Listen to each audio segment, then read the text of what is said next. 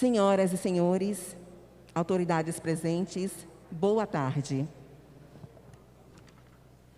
É com grande satisfação que estamos aqui hoje para recebermos de forma inédita em nossa cidade o presidenciável Ciro Gomes.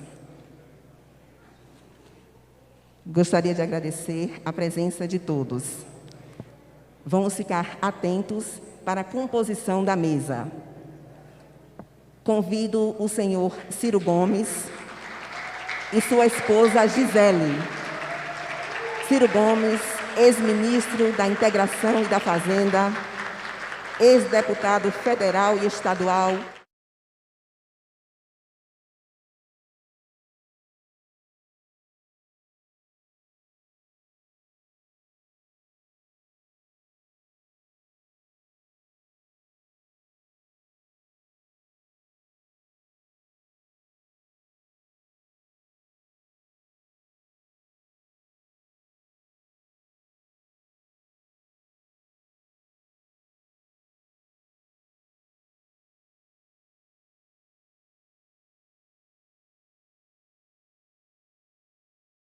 mesa, a senhorita Luma Menezes, vereadora em Alagoinhas pelo PDT e procuradora especial da mulher na Câmara. Convido o senhor também para compor a mesa, Félix Mendonça Júnior, deputado federal. Convido também senhora Ana Paula Matos, vice-prefeita da capital de Salvador. Convido também senhor Silva Neto, ex-prefeito de Araci e secretário-geral do PDT. Convido para compor a mesa também a professora Walterlícia e o senhor Benedito Vieira, representante das forças empresariais e presidente do Sicomércio de Alagoinhas e região. Com a palavra, o senhor Ciro Gomes.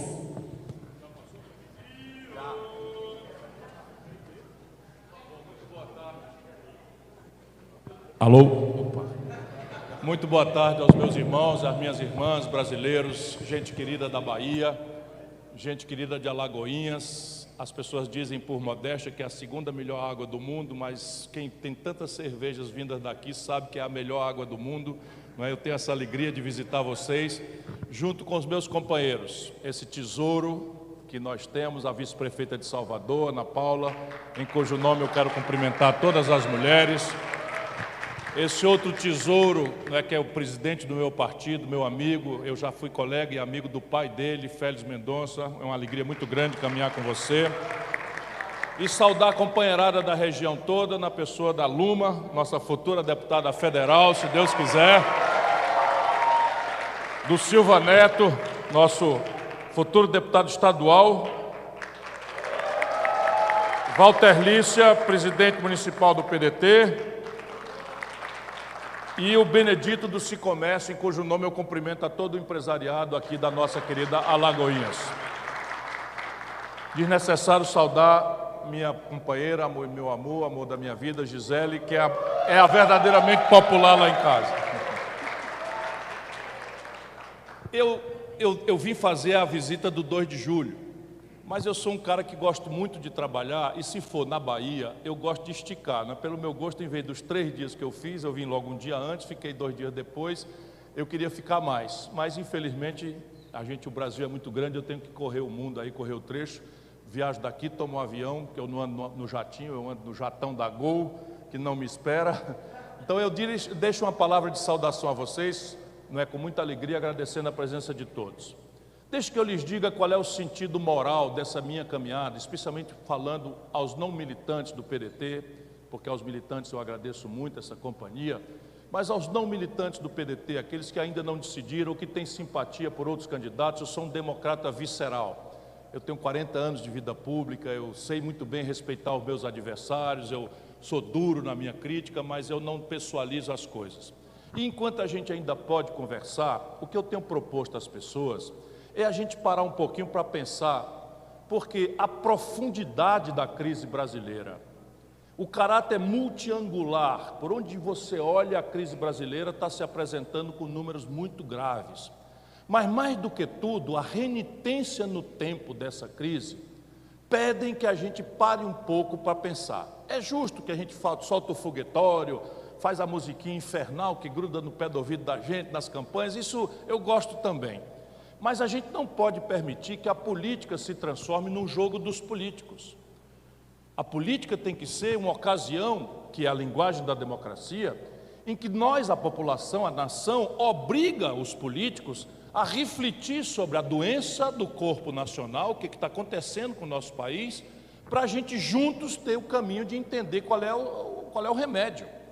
E eu faço essa comparação com o médico porque nós temos uma dor de barriga, pode ser uma coisa trivial, que você vai ali, né, do outro lado da porta e resolve, não é?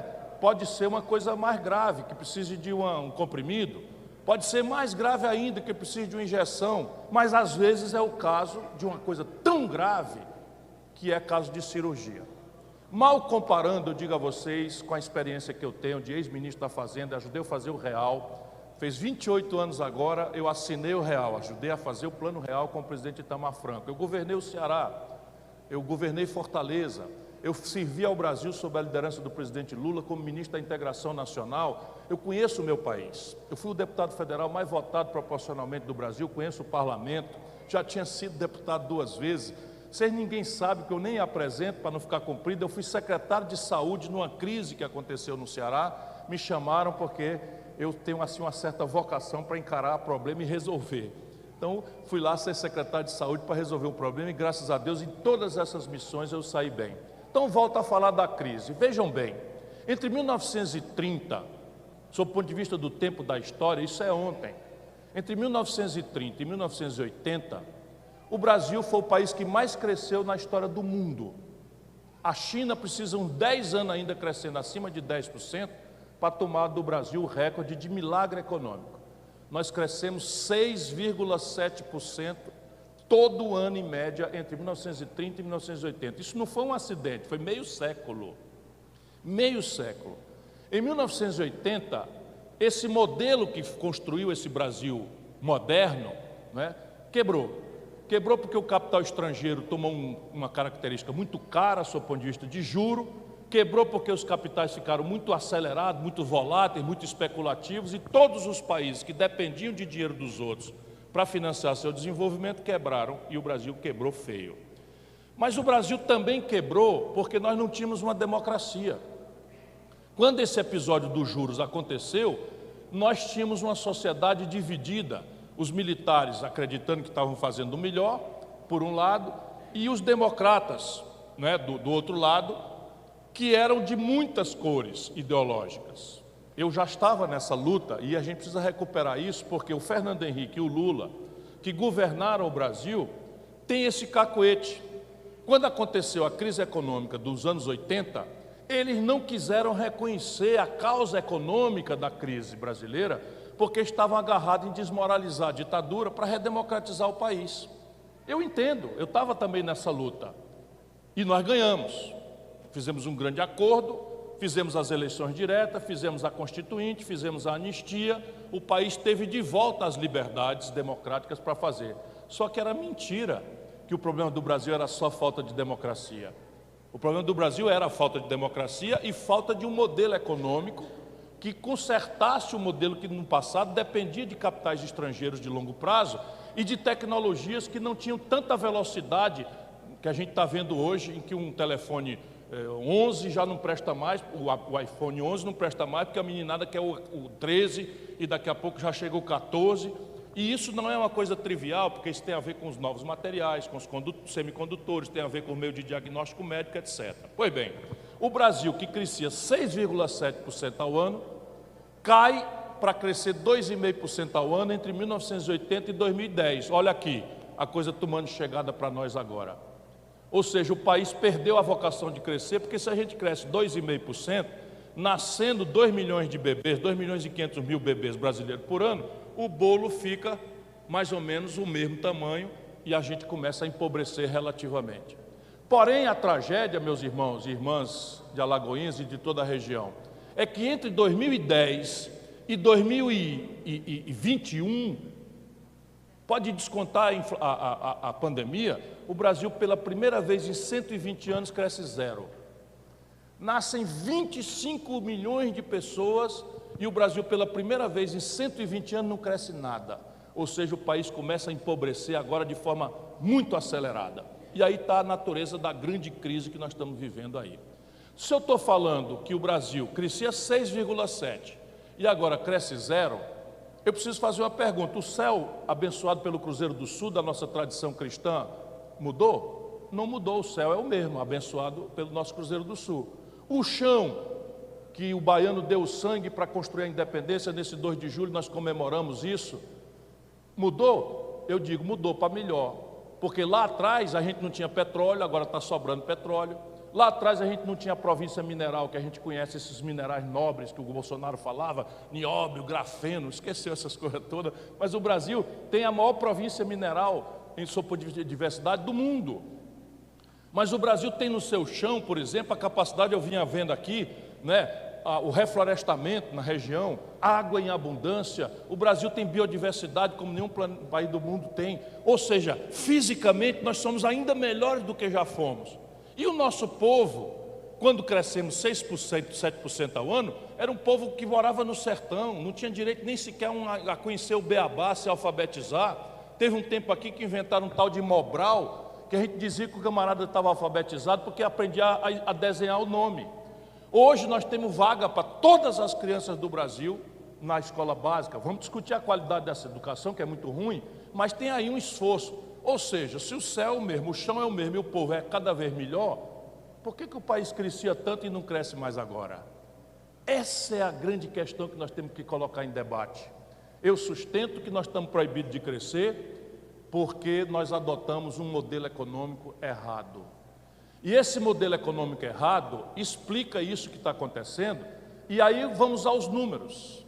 É um modelo tão trágico que os números não permitem que a gente se engane. Não permitem. Veja bem, o Brasil hoje, entre desalento, que é aqueles que o IBGE diz, desistir de procurar emprego de tanto ouvir não, desalento, 6 milhões de pessoas. Desemprego aberto, 12 milhões de pessoas. Informalidade, é bom a gente entender o que é a informalidade. Informalidade é o cidadão e a cidadã trabalhando 60, 70 horas semanais, sem direito ao descanso semanal remunerado para ir ao templo ou à igreja, sem férias, o que está destruindo a saúde mental da família brasileira. O estresse hoje sobre as redes de proteção psicossocial, pedindo comprimido, psicotrópico, remédio para dormir, nunca houve nada parecido na história do Brasil. Mas o mais grave disso tudo é que nós estamos empurrando para a velhice, daqui 10, 15, 20 anos, 50, 60 milhões de pessoas que chegarão na idade de não poder mais trabalhar sem nenhuma proteção previdenciária, sem nenhuma aposentadoria. Isto é o cenário do mundo do trabalho. Agora vamos ao cenário do consumo popular. O Brasil tem hoje, companheirada, 65 milhões de pessoas humilhadas com seu nome no SPC. O nosso líder daqui do comércio sabe o que eu estou falando. 65 milhões de pessoas banidas do crédito, banidas do crediário.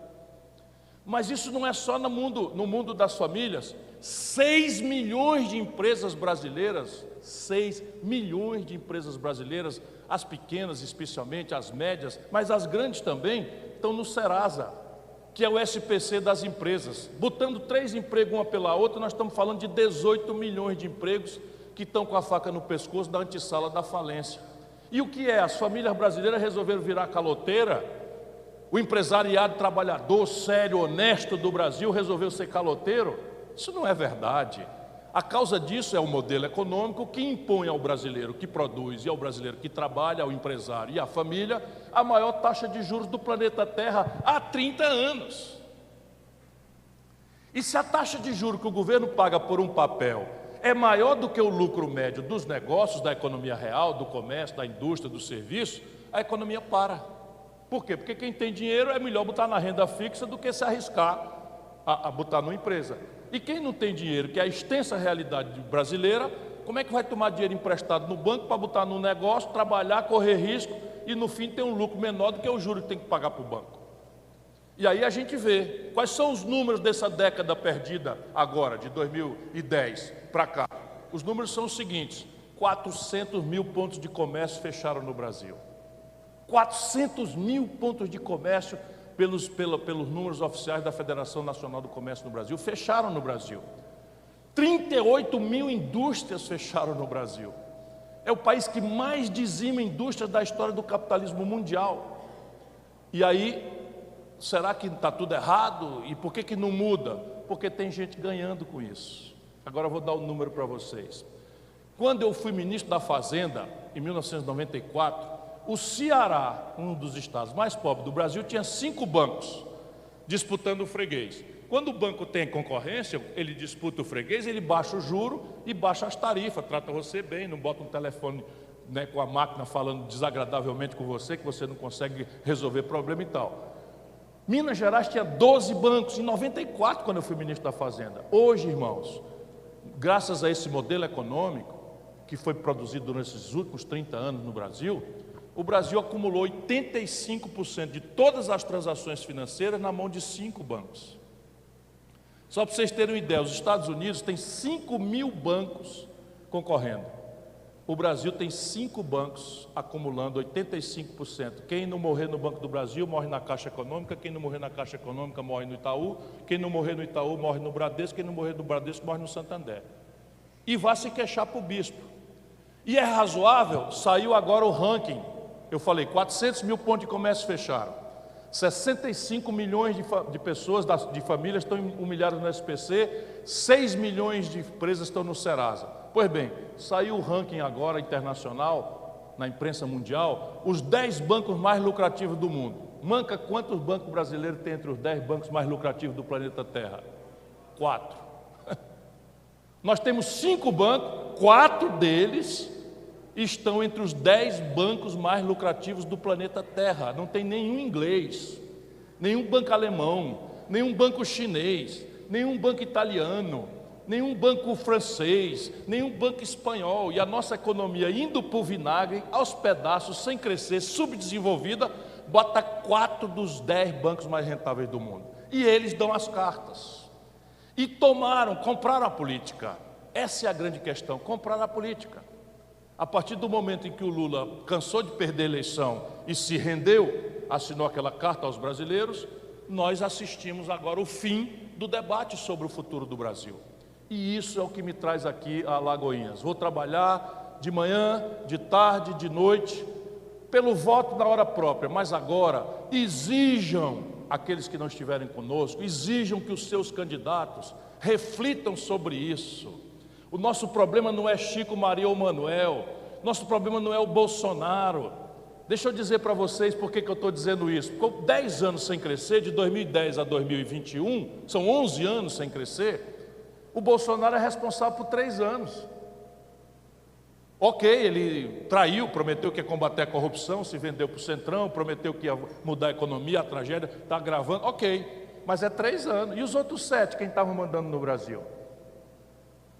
É para a gente pensar. Aí a gente vai para uma eleição, negócio de paixão e ódio, parece que nós estamos nas antecedências da Segunda Guerra Mundial. Seu comunista é você é o fascista. Ô meu amor, o que é que vai resolver de botar comida no prato de alguém e a gente ficar se insultando de comunista e fascista? 2 ideologias vencidas ali na vitória da democracia na Segunda Guerra Mundial. Nós precisamos discutir juro, salário, emprego, infraestrutura, investimento público, qualificar a preparação do garoto brasileiro para a economia do conhecimento, do mundo digital. Como é que nós vamos garantir produtividade numa sociedade que tem 600 mil casos de malária por ano na Amazônia, que agora tem 4 vezes a média de morte que aconteceu na Covid do mundo? O Brasil tem 3% da população do mundo, morreram 11% das pessoas que morreram no mundo, morreram no Brasil. Tudo por incompetência, ideologia, radicalismo, ódio, famílias se dividindo, amigos se insultando na internet. Eu vim propor a vocês, de Alagoinhas, da Bahia e do Brasil, vamos mudar. Essa é a chance que o Brasil tem. Nós não aguentamos mais aprofundar essa radicalização. E mudar aqui não é mudar Chico por Maria nem Manel, é mudar o modelo econômico, e mudar o modelo de governança política. E com isso eu encerro. Vejam comigo se não é razoável que a gente precise denunciar esse modelo. O Brasil voltou a ter eleição direta para presidente da República em 1989. O Brasil elegeu Collor, um jovem, cheio das boas ideias, das boas propostas, falando em moralização e tal. Governou com essa gente que está aí, a mesma gente, Roberto Jefferson, Valdemar Costa Neto, mesmo povo, e foi cassado. Aí veio no lugar veio o Fernando Henrique, governou com essa gente, nunca mais o PSDB ganhou a eleição nacional, está aí na condição agora nem de disputar a eleição no Brasil. Aí veio o Lula, teve o Brasil na mão para a gente mudar, eu estava lá, eu ajudei a fazer o real. Eu quero ajudar o Brasil com meu esforço de me preparar, de ser limpo, de ser sério. Ninguém pega aqui no minha munheca, que eu nunca respondi por um mal feito de corrupção em 40 anos de vida, nunca respondi por nada errado, porque exemplo é mais importante do que palavra. Pois bem, o Lula governa com essa gente e vai bater na cadeia. Aí dá passagem para Dilma, que governa com essa gente e vai caçada. Aí vai caçada entre o Michel Temer, governa com essa gente e vai bater na cadeia. E agora o Bolsonaro governando com essa mesma gente, afiliou o partido do Valdemar Costa Neto, que era o homem que o Lula deu o DENIT para ele roubar, foi condenado e preso no escândalo do Mensalão. Pois é o homem que preside o partido do Bolsonaro, que prometeu que ia enfrentar a corrupção. Logo não vê que esse modelo está errado. Ele é a certeza, nenhum escapou, para não dizer que nenhum escapou, escapou um, aquele a quem eu servi como ministro, Itamar Franco, que resolveu governar com o povo, criou o Plano Real e saiu pela porta da frente, porque não aceitou governar com essa gente.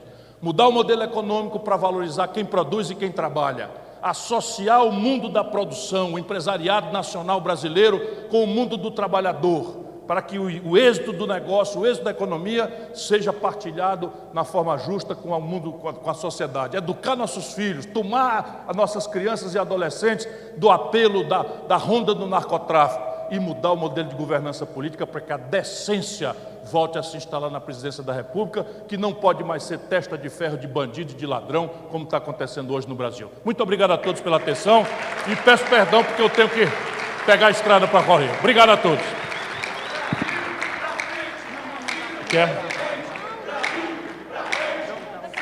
Bom, encerrando, eu quero dar os parabéns à Luma e ao Silva Neto, e estão oficialmente lançados a pré-candidatos a deputado federal Luma e a deputado estadual Silva Neto. Tenham muito boa sorte.